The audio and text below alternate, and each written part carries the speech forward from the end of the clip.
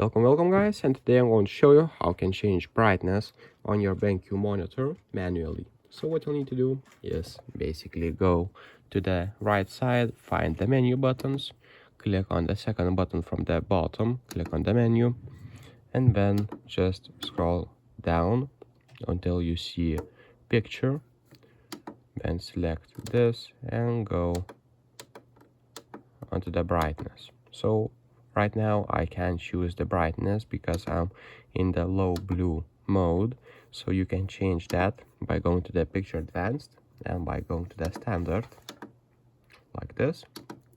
And let me change that real quick, as you can see, like this. And now if we go to the picture, we should be able to change brightness on our monitor.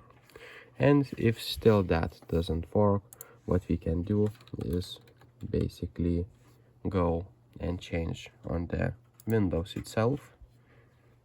As you can see right here, you'll be able to change brightness on your monitor. So let's look at night light settings, and right here you'll be able to turn on now and change the brightness. So if this video was helpful, please make sure to subscribe to Guide to Everything, comment down below for the algorithm, and see you in the next one.